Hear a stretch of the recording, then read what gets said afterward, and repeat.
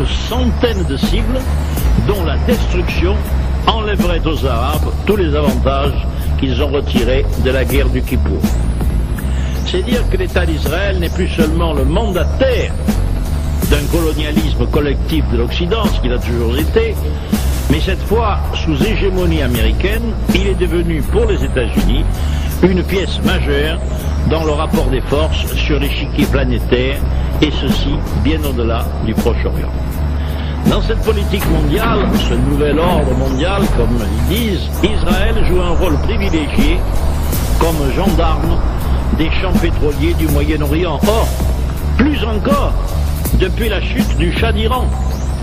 Jusque-là, le Shah d'Iran, tant qu'il régnait, assurait aux États-Unis le contrôle du golfe Persique, et notamment du détroit d'Ormuz, où transite la moitié du pétrole mondial. Maintenant, Israël est investi de cette charge. C'est pourquoi, d'ailleurs, dans son rêve d'expansion du Grand Israël, qui coïncide si bien avec les visées des États-Unis dans la région, son rôle essentiel, grâce à son hégémonie dans la presse mondiale, est de diaboliser le nouvel Iran, après avoir diabolisé l'Irak, en lui attribuant la fonction satanique d'être le chef d'orchestre clandestin du terrorisme mondial. Il est vrai que depuis Hitler, toute résistance à une occupation étrangère est considérée comme terroriste. C'est comme terroriste, pour ma part, que j'ai été arrêté le 14 septembre 1940 pour faire 3 ans de prison et de camp de concentration. Et aujourd'hui, il en est de même. Lorsqu'un résistant libanais, qu'il soit disciple ou non de Khomeini, tire sur un soldat israélien, non pas en Israël, mais un soldat israélien de l'armée d'occupation illégale dans le sud du Liban, on commence à crier « c'est du terrorisme ». Mais lorsqu'on écrase délibérément sous les bombes des civils réfugiés dans un camp de l'ONU à Cana, ça c'est la lutte contre le terrorisme. C'est exactement comme au temps où Hitler fusillait 40 résistants pour punir le terroriste qui avait abattu un commandant allemand à Paris, ou lorsque les États-Unis considéraient que leur sécurité était en péril à 10 000 kilomètres de leurs frontières, détruisant au napalm des centaines de milliers de vies humaines calcinées dans les jungles ou dans les cultures incendiées. C'est ainsi qu'Israël défend la sécurité de ses frontières, en occupant les frontières de tous ses voisins, de la Palestine au Liban, du Golan jusqu'à Jérusalem. Et il est tragique d'entendre les dirigeants israéliens évoquer sans cesse la sécurité de leur pays, alors qu'ils empiètent constamment sur la sécurité de leurs voisins, non seulement en occupant leurs frontières, mais en y faisant régner un terrorisme d'État.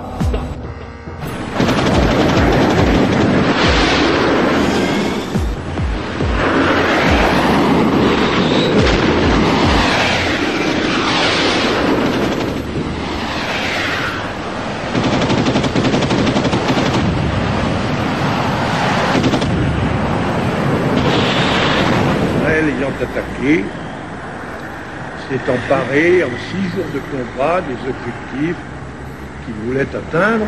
Maintenant, il organise sur les territoires qu'il a pris l'occupation qui ne peut aller sans oppression, répression, expulsion. Et il s'y manifeste contre lui la résistance, qu'à son tour, il qualifie de terrorisme. À Der Yassin, déjà, en avril 1947, 250 habitants désarmés d'un village étaient massacrés par les sections d'assaut de M. Begin, qui, par la terreur, faisaient fuir de leurs terres et de leurs maisons 700 000 Palestiniens désarmés. Depuis lors, Ariel Sharon a fait mieux au Liban. Et aujourd'hui, la sécurité d'Israël et la lutte contre le terrorisme l'exigent. Et plus encore, la maîtrise du pétrole.